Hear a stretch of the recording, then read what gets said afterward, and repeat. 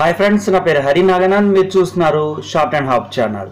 మన ఛానల్ని సబ్స్క్రైబ్ చేసి బెల్ ఐకాన్ ప్రెస్ చేయడం ద్వారా విద్య, ఉద్యోగం మరియు ప్రభుత్వ పథకాలకు సంబంధించినటువంటి అన్ని అప్డేట్స్ అనేది మీ మొబైల్కి అందించబడతాయి.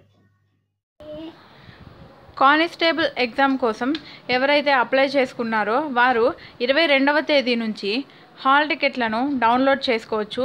Telangana state level police recruitment board constable ఎగ్జామినేషన్కు అన్ని ఏర్పాట్లను పూర్తి చేయడం జరిగింది. ఈ నెల 22వ తారీఖు ఉదయం 8 గంటల నుంచి 25వ తేదీ అర్ధరాత్రి వరకు www.tslprb.in వెబ్సైట్ నుంచి హాల్ టికెట్లను డౌన్లోడ్ చేసుకోవచ్చు. కానిస్టేబుల్ సివిల్ అభ్యర్థులకు ఈ నెల 28వ తేదీన అన్ని జిల్లా కేంద్రాల్లో పరీక్షా కేంద్రాలను ఏర్పాటు చేయడం జరిగింది. అయితే అదే రోజు కానిస్టేబుల్ టెక్నికల్ అభ్యర్థులకు హైదరాబాద్ పరిసర ప్రాంతాల్లో ఈ ఎగ్జామినేషన్ను కండక్ట్ చేస్తారు.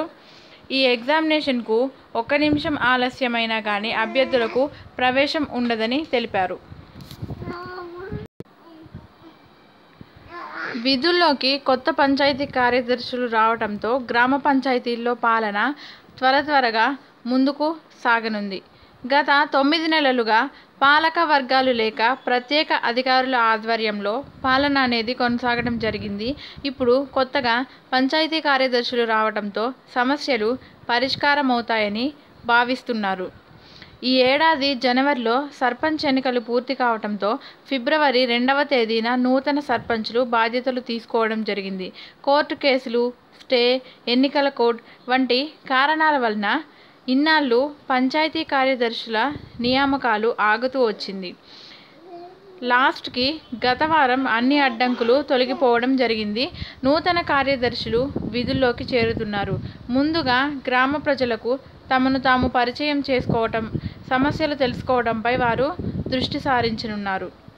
గత ఏడాది ఆగస్టు 1వ తేదీన పంచాయతీల పాలన ముగిసింది. దీంతో రాష్ట్ర ప్రభుత్వం వివిధ శాఖలలో పనిచేస్తున్న వారికి ప్రత్యేక అధికారులుగా అదనపు బాధ్యతలను అప్పగించడం జరిగింది. వీరిలో ఎక్కువ మంది రెవెన్యూ, వ్యవసాయ, ఉద్యానవన, నీటిపారుదల శాఖ వాళ్ళు ఉన్నారు. నిత్యం వాళ్ళు శాఖాపరమైన విధుల్లో తీరిక లేకుండా ఉండటంతో గ్రామాలకు వారానికి 1 లేదంటే 2 సార్లు వెళ్ళి వచ్చేవారు.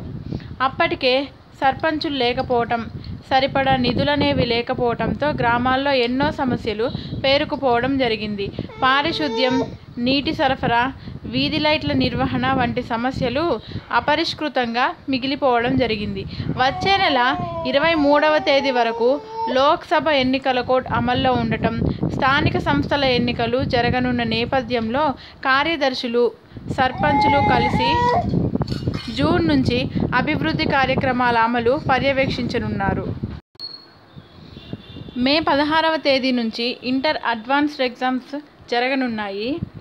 ఇంటర్ అడ్వాన్స్డ్ సప్లిమెంటరీ పరీక్షల షెడ్యూల్ను రాష్ట్ర ఇంటర్మీడియట్ బోర్డు శుక్రవారం రోజు ప్రకటించడం జరిగింది.